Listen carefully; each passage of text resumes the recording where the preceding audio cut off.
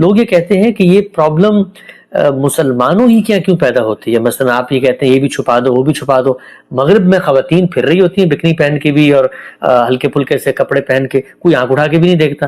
وہ پاکستان میں تو آپ مطلب یہ تو کرنے کے بعد برقعے بھی پہنا دیں تب بھی وہ تاڑے ہوتے ہیں. تو مسئلہ تو پھر مرد کی آنکھ میں ہوا نا, تو مغربی ماڈل کو کیوں نہ فالو کیا جائے؟ میں اس سے پہلے عرض کر چکا ہوں کہ اسلام کا ماڈل کیا ہے. جی, یعنی ایک ہے مغربی ماڈل, ایک ہے مشرقی ماڈل. تو وہ مغربی اور مشرقی ماڈل کو تھوڑی دیر کے لیے بھول جائیں. اسلام کا ماڈل ہم نے اچھی طرح موضوع بحث بنا کر سمجھ لیا. جی, اب اسلام کے اس ماڈل میں کس چیز کو بنیادی حیثیت حاصل ہے, وہ یہ ہے کہ بدکاری کی ہم اجازت دینے کے لیے تیار نہیں. یعنی بدکاری کی اجازت نہ صرف یہ کہ مذہبی لحاظ سے نہیں دے سکتے, اللہ تعالیٰ نے اس کو ایک بڑا گناہ قرار دیا ہے, بلکہ اس سے آگے بڑھ کر اپنے ریاستی نظام میں بھی نہیں دے سکتے, کیونکہ وہ صرف گناہ نہیں جرم بھی بن گیا ہے. یہ بنیادی بات واضح ہے. جی, تو جو فضا آپ مغرب میں پیدا کرنا چاہتے ہیں, یہ دیکھ رہے ہیں, اس کے لیے ضروری ہے کہ بدکاری کے معاملے میں یہ رویہ ترک کر دیا جائے. اچھا. یعنی وہ آدمی کیوں نگاہ اٹھا کے دیکھے گا جس کو اسی رات اسی طرح کی یا اس سے بہتر کو میسر آ جائے گی. انسانی نفسیات اصل میں جس وقت آپ کوئی پابندی لگاتے ہیں اس وقت یہ تقاضا کرتی ہے کہ اس کی تہذیب کی جائے, اس کی ثقافت کو بہتر بنایا جائے, اس کے انداز کو بہتر بنایا جائے. تو مغربی ماڈل کے لیے وہ بنیادی ضرورت ہے, اور مشرقی ماڈل میں ہم نے اپنے تشددات داخل کر دیے ہیں. اللہ تعالیٰ کے بتائے ہوئے ماڈل پر رہیں, اس میں ظاہر بات ہے کہ وہ صورت بھی تو نہیں پیدا ہوگی, لیکن کچھ چیزوں کا لحاظ آپ کو اپنی ذاتی زندگی میں خود بھی کرنا ہوگا, اور کچھ چیزوں کے بارے میں ریاست بھی کوئی اقدام کرے گی, لیکن ریاست اسی وقت کرے گی جبکہ وہ چیز یا حق تلفی کا ذریعہ بن رہی ہو یا وہ جان مال آبرو کے خلاف زیادتی کا ذریعہ بن رہی ہو. قانون اس سے تجاوز نہیں کر سکتا. قانون کا کام گناہوں کو روکنا نہیں ہے, جرائم کو روکنا. جی جی. اچھا غام صاحب, آپ نے جو کہ بات کی یہاں, تو مجھے یاد آیا کہ آپ کا ایک مضمون بھی ہے اسی حوالے, جس میں آپ نے بتایا ہے کہ مشرقی تہذیب اور جو مذہب تہذیب پیدا کرنا چاہتا ہے اس میں فرق کیا ہے. تو حفظ فروج, حفظ مراتب اور امر بالمعروف و نہی عن المنکر. یہ میری کتاب مقامات میں وہ مضمون ہے, لوگ دیکھ سکتے ہیں. اسلامی تہذیب کیا ہے, یعنی میں نے یہ بتایا کہ اسلامی تہذیب کی اساسات 3 ہیں. 3 باتیں ہمارے دین نے کہیں. ایک یہ کہ فروج کو محفوظ ہونا چاہیے, شرمگاہوں کو محفوظ ہونا چاہیے, بدکاری نہیں ہونی چاہیے, سوسائٹی کے نظم میں بدکاری کے راستے بند کیے جائیں گے. یہ ایک بنیادی بات. حفظ مراتب, یعنی سارے انسان خلقت کے لحاظ سے برابر ہیں, لیکن باپ اور بیٹے میں فرق ہے, ماں اور بیٹی میں فرق ہے, ماں اور بیٹے میں فرق ہے, استاد اور شاگرد میں فرق ہے. یعنی یہ فرق کے مراتب ملحوظ رکھا جائے گا, اور اس میں کچھ آداب ہوں گے, کچھ احترام کے تقاضے ہوں گے, کچھ چیزوں میں آپ اپنی آزادی نہیں برت سکیں گے. اور اسی طرح کا معاملہ امر بالمعروف نہی عن المنکر کا ہے. یعنی آپ سوسائٹی کے برے بھلے سے اپنے آپ کو الگ کر کے نہیں بیٹھ جائیں گے, بلکہ مسلمانوں کے معاشرے کے اندر اس روایت کو زندہ رکھیں گے کہ لوگوں کو بھلائی کی تلقین کی جائے اور برائیوں سے روکا جائے. یعنی جرم ہونے سے پہلے روکا جائے. جرم ہونے سے پہلے روکا جائے. سارے ہی معاشرے روکتے ہیں. یعنی آپ کے خیال کے مطابق امریکہ میں, برطانیہ میں لوگوں کو ملاوٹ سے نہیں روکا جاتا, چور بازاری سے نہیں روکا جاتا, ٹیکس چھپانے سے نہیں روکا جاتا. یہ اس کا تعلق اس سے ہے کہ آپ کس چیز کو جرم سمجھتے ہیں, تو روکیں گے نا اس بات کو. اس کے لیے سد ذریعہ کے قوانین بھی بنائے جاتے ہیں. میں نے ابھی ٹریفک کی مثال دی. تو یہ سب چیزیں ہم کریں گے, لیکن اتنی بات ملحوظ رہے کہ اس سے جو تہذیب وجود میں آئے گی وہ ہماری تہذیب ہے. اگر ان تینوں چیزوں کو آپ اٹھا دیں اور اس کے بعد یہ کہیں کہ دیکھیے فلاں جگہ کے اوپر تو اس کی ضرورت نہیں پڑتی, تو میں نے آپ سے عرض کیا کہ مغربی معاشرے نے سب سے پہلے بدکاری کے بارے میں اپنا نقطہ نظر بدلا ہے. یعنی یہ نہیں کہ وہ جائز ہو گئی ہے, اس کے بارے میں وہ حساسیت نہیں رہی. ٹھیک. حد یہ ہے کہ شادی شدہ خواتین کے بارے میں بھی نہیں رہی. یعنی اگر فرض کر لیجئے کسی نے اس کا ارتکاب کر لیا تو کیا بڑا جرم کر لیا ہے. لیکن ہم چونکہ اپنے اس بنیادی مقدمے سے دستبردار ہونے کے لیے تیار نہیں ہیں, تو اس وجہ سے کچھ آداب بتائیں گے, کچھ پابندیاں لگائیں گے, کچھ چیزوں کی نصیحت کریں گے, اور اس سے وہ صورت نہیں بنے گی جو مغرب میں بنتی ہے, لیکن وہ بھی نہیں بنے گی جو ہم نے مشرق میں اس وقت بنا رکھی ہوئی ہے. یعنی ایک نہایت ہی معتدل معاشرہ وجود میں آئے گا جس میں نہ وہ صورتیں ہوں گی جو ہم نے بنا کے رکھ دی ہوئی ہیں, اور نہ وہ صورتیں ہوں گی کہ جو مغرب میں پیدا کر دی ہیں. ٹھیک. اچھا ہم صاحب, ایک سوال بڑا اہم معاشرتی سوال ہے اور اس پورے تصور سے ریلیٹڈ بھی ہے. وہ یہ کہ آپ نے فرمایا رسول اللہ کی اس ہدایت کو آپ سامنے رکھتے ہیں کہ خلوت میں ملنے سے پرہیز کیا جائے غیر محرم لوگوں سے. ہمارے ہاں, اور اس میں کوئی مشرق مغرب کا استثناء نہیں ہے, گرل فرینڈ بوائے فرینڈ کا ایک تعلق لوگ رکھنا چاہتے ہیں اس کے لیے کچھ ایپس بھی بن چکی ہیں، مثلا ڈیٹنگ ایپس ہیں، ہر ایک کے پاس وہ ایپ ہوتی ہے، اس میں وہ میچ ڈھونڈتا ہے، لڑکی سے ملتا ہے، خیالات کا اظہار کرتا ہے. تو پھر یہ جو آپ نے تصور پیش کیا، پھر مذہب کی نگاہ میں تو پھر ڈیٹنگ اور لڑکی سے ملنا یا اس کے خیالات کو جاننا یا گرل فرینڈ بنانا، دوستی کرنا، اس کا تو پھر کوئی تصور موجود نہیں رہا.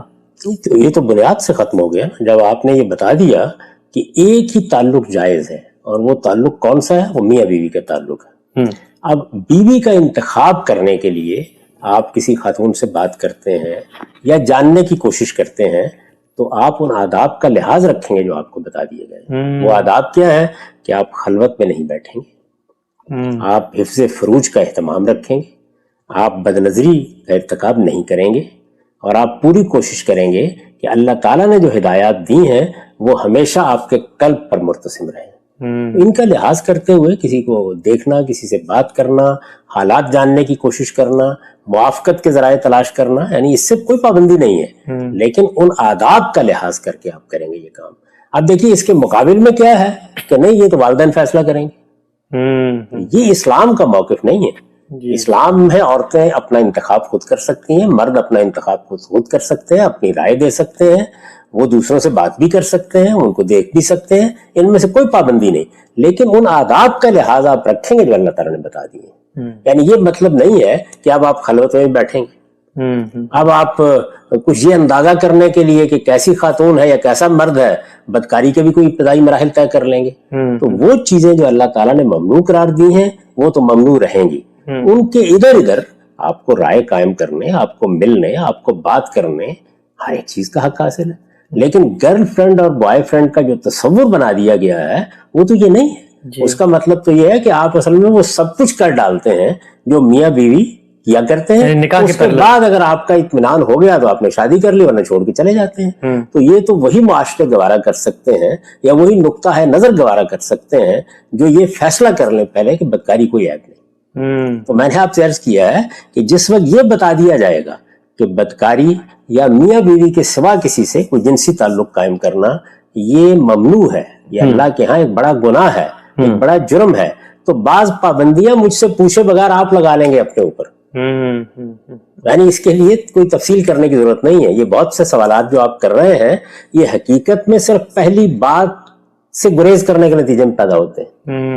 یعنی اگر آپ نے وہ مسلمہ کی بات مان لی ہے کہ یہ میرا کام نہیں ہے کہ میں میاں بیوی کے رشتے میں بن جانے سے پہلے کوئی برا تعلق قائم کروں، تو آپ برے تعلق سے بھی بچیں گے، برے تعلق کی طرف جانے والے راستوں سے بھی بچیں گے، موضوع تہمت بننے سے بھی بچیں گے. کیسے بچیں گے یہ فیصلہ آپ کو کرنا ہے. یعنی معاشرے کو کچھ نہیں کرنا اس میں، یہ آپ ہیں جس کو نگران ہونا چاہیے. لیکن اگر آپ یہ کہتے ہیں کہ نہیں اس میں کیا حرج کی بات ہے، اس میں نہیں حرج کی بات، تو پھر بوائے فرینڈ کا نام لے لیں، گرل فرینڈ کا نام لے لیں، اس سے بھی کوئی اچھا نام اختیار کر لیں. آپ نے اصل میں اس بنیادی بات کو ماننے سے انکار کر دیا ہے کہ بدکاری ایک بری چیز ہے اور عورتوں کی، مردوں کی عزت کو محفوظ ہونا چاہیے شادی سے پہلے. ٹھیک. ہم سب یہ تو بڑا ایکسٹریم صورت ہے جو یہاں میں نظر آ جاتی ہے، بلکہ اب تو ہر جگہ ہی نظر آ جاتی ہے. لیکن اگر آپ کوئی 50-100 سال پیچھے چلے جائیں، وہ جو ایک رسمی معاشقے، محبت کا تعلق، ایک الفت کا رشتہ پیدا ہوا کسی خاتون کے ساتھ، تو وہ ڈھلے گا آگے نکاح میں جا کر کوئی 2-4 سال بعد. لیکن اس سے پہلے کے جو مراحل ہیں، کوئی خط لکھ لیا، کبھی کوئی مطلب مل لیے، کوئی سلام دعا کر لی، تو مطلب وہ سارا جذبہ مذہب کے لحاظ سے ختم ہو جائے گا. صرف شادی، مذہب کو اس جذبے سے کیا تعلق ہے؟ مذہب تو اس سے آگے بڑھ کے یہ کہہ رہا ہے کہ دیکھیے یہ تو فطری جذبات پیدا ہو جائیں گے، اس کا کہیں اظہار بھی ہو جائے گا، خاندان میں بھی ہو جائے گا، میل جول میں بھی ہو جائے گا، ایک جگہ کام کرتے ہیں تو وہاں بھی ہو جائے گا. اس فطری اظہار کو ان حدود سے آگے نہیں بڑھنا چاہیے جو اللہ نے مقرر کر دی. یعنی محبت ایک فطری جذبہ ہے، پسندیدگی مردوں اور عورتوں میں اللہ تعالیٰ نے پیدا کی ہے. یہ جو کشش ہے یہ بھی اسی کی رکھی ہوئی ہے. اس کی بنیاد پر فیصلے کرنے کا اختیار بھی مرد و عورت ہی کو دیا گیا ہے. اس پہ کوئی قدغن نہیں ہے. اصل میں جو بات میں عرض کر رہا ہوں وہ یہ ہے کہ جس چیز سے آپ کو روکا گیا ہے اس کی طرف بڑھنے والے راستے بند کر دیجیے. ٹھیک ٹھیک ٹھیک. اور یہ آپ کو بند کرنے ہیں. یعنی یہاں کوئی ریاست نہیں مداخلت کرے گی. ریاست کی مداخلت تو اس وقت شروع ہوتی ہے جب بدکاری کا ارتکاب ہو جاتا ہے، ورنہ نصیحت ہی کی جائے گی، توجہ ہی دلائی جائے گی. ماں باپ بھی یہی کرتے ہیں، اعزاء اقربا بھی یہی کرتے ہیں، ممبر پر کھڑا ہوا عالم بھی یہی کرتا ہے، حکمران کھڑا ہوگا تو وہ بھی یہی کرے گا. نصیحت، تلقین کس چیز کی؟ کہ آپ نے بدکاری کی طرف نہیں جانا. اس سے پہلے پہلے جو کچھ ہے، یعنی اس سے پہلے جذبات پیدا ہو گئے، پسندیدگی کا اظہار کر دیا، ماں باپ سے کہہ دیا، خود خاتون سے کہہ دیا، خاتون نے مرد سے کہہ دیا، عربوں کی روایات میں یہ عام چیزیں ہیں. کون سی ایسی بات ہے کہ جس میں ممانعت کا کوئی آپ کو ہدف دیا گیا ہے؟ اصل چیز یہ ہے کہ کہیں بدکاری کی طرف بڑھنے والا کوئی کام نہ کر بیٹھیے. اب سر یہی شدت ہے جو دونوں طرف پیدا ہوتی ہے. وہ جو قرآن نے کہا ہے رسول اللہ صلی اللہ علیہ وسلم کو وَلَوْ أَعْجَبَكَ حُسْنُهُنَّ، وہ بھی یہی فطری بات کا بیان ہے کہ رسول کو بھی یہ ہو سکتا ہے. کسی انسان کو آپ روک ہی نہیں سکتے. یعنی یہ ایسے ہی ہے کہ آپ مجھے کہیں کہ میں باہر نکلتا ہوں تو فطرت کے حسن کو دیکھنے کے بعد آنکھیں بند کر لوں. اس آیت کا ترجمہ بھی کر دیجئے گا کہ کیا کہا رسول اللہ صلی اللہ علیہ وسلم کو. یعنی جب آپ پر پابندی لگا دی گئی کہ آپ اس دائرے سے باہر شادی نہیں کر سکتے، آپ اپنی ازواج کو طلاق نہیں دے سکتے، یہ پابندیاں ہم پر نہیں تھیں، یہ رسالت مآب صلی اللہ علیہ وسلم پر ایک خاص مرحلے تک پہنچنے کے بعد لگا دی گئیں. تو اس میں یہ کہا گیا کہ وَلَوْ أَعْجَبَكَ حُسْنُهُنَّ، اگرچہ کسی عورت کا حسن آپ کو کتنا ہی پرکشش کیوں نہ لگے. تو ظاہر ہے کہ پرکشش لگ جانا، کسی عورت کا پسند آ جانا، اس کو کیسے روکا جا سکتا ہے؟ یعنی یہ تو وہ باتیں ہیں کہ جس کو اگر آپ روکیں گے تو پھر آپ انسان کی جگہ کو روبوٹ بنا کے لائیں. ٹھیک. خاندان میں آپ بیٹھتے ہیں، آپ کے ہاں آپ کی اعزہ خواتین ہوتی ہیں، اقربا ہوتے ہیں، دوسرے لوگ ہوتے ہیں، ان سب چیزوں کے معاملے میں جذبات کا پیدا ہو جانا بڑی فطری بات ہے. اس کا اظہار بھی ہو جاتا ہے، یہ اظہار بسا اوقات براہ راست بھی ہو جاتا ہے. اصل چیز یہ ہے کہ آپ اس راستے کی طرف نہ بڑھیں. اور اس میں طریقہ کیا ہے؟ اس میں طریقہ یہ نہیں کہ ایک فقیر صاحب بیٹھ جائیں اور بیٹھ کر آپ کو ایک فہرست تھما دیں کہ یہ کام نہ کرنا. اس کا طریقہ یہ کہ آپ کے اندر یہ چیز پیدا کی جائے کہ دیکھیے آپ شادی کے لیے انتخاب بھی کریں، آپ لوگوں سے ملیں بھی، آپ کے کوئی باہمی تعلقات روابط اپنے پروفیشن کے لحاظ سے بھی ہو سکتے ہیں. ان سب چیزوں کے اندر آپ اپنی بھرپور زندگی گزاریں، لیکن یاد رکھیں کہ آپ کو بدکاری کی طرف نہیں بڑھنا. صرف یہ نہیں کہ بدکاری نہیں کرنی، بدکاری کی طرف نہیں بڑھنا. تو ظاہر ہے کہ نہیں بڑھنا کو جب آپ اپنے رب کا حکم سمجھیں گے تو پھر آپ اپنے اوپر وہ پابندیاں خود لگا لیں گے جو اصل میں ایک بندہ مومن کو لگانی چاہیے. ٹھیک.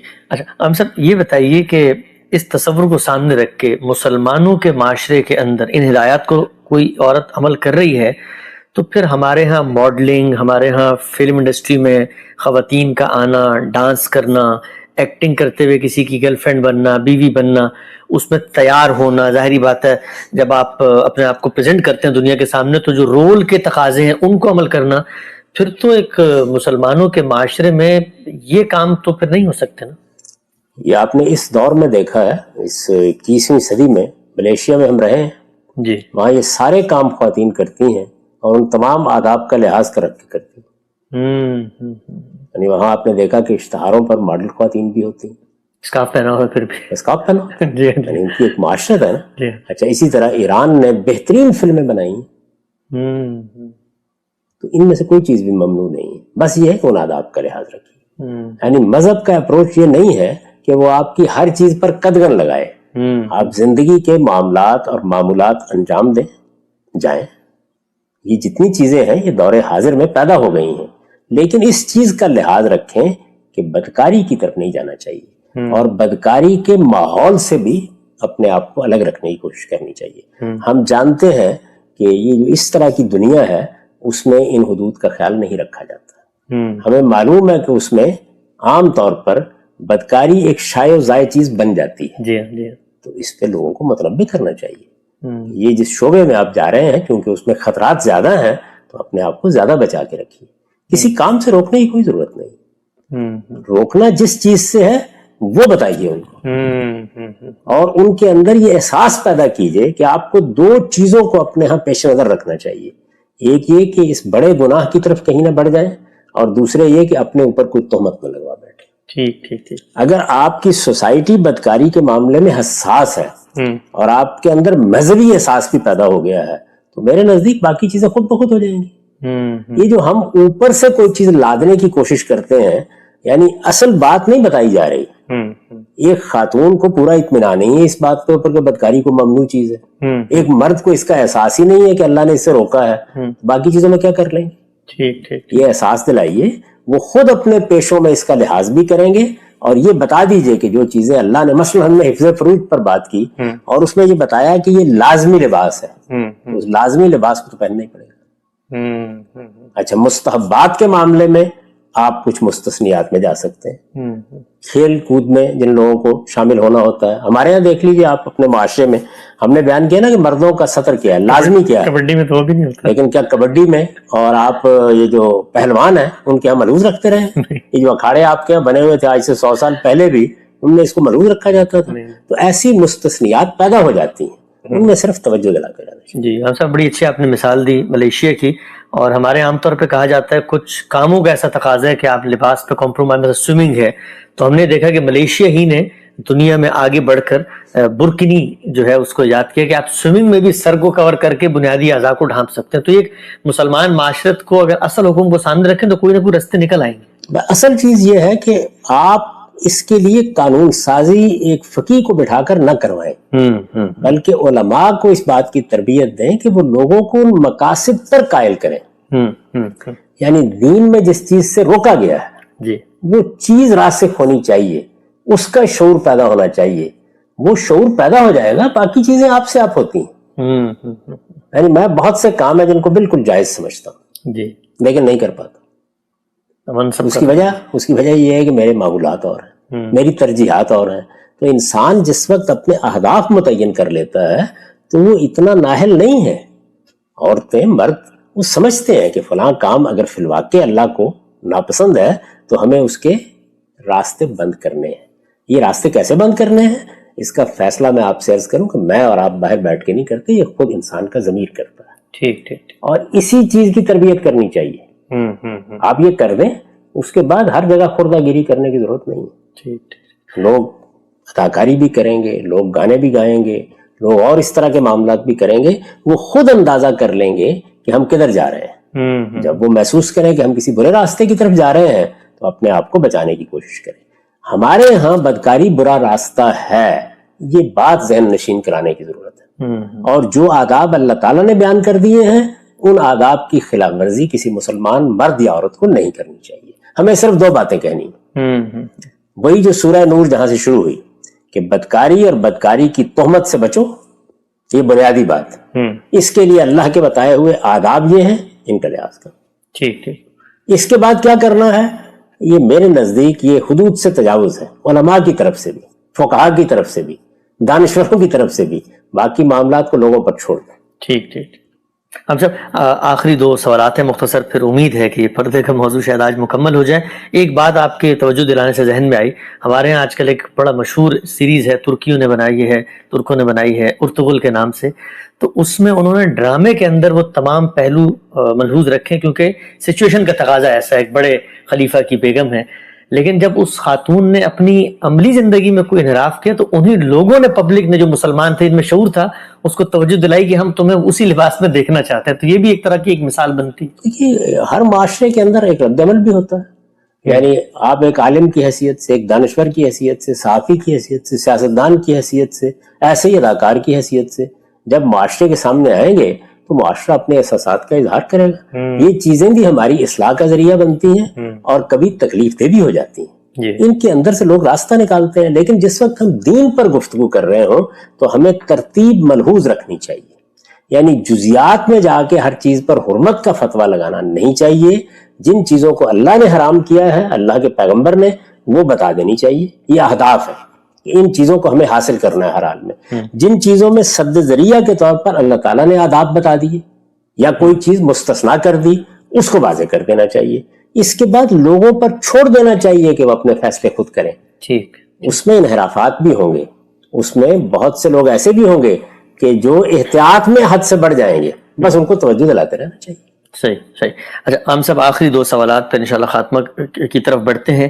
اطلاقی سوال ہے، ہمارے ہاں اب بالوں پہ بھی تزئین کی جاتی ہے، تاج پہنا جاتا ہے، کوئی اس کو خاص گھنٹوں، بلکہ چہرے سے زیادہ بالوں پہ محنت ہوتی ہے.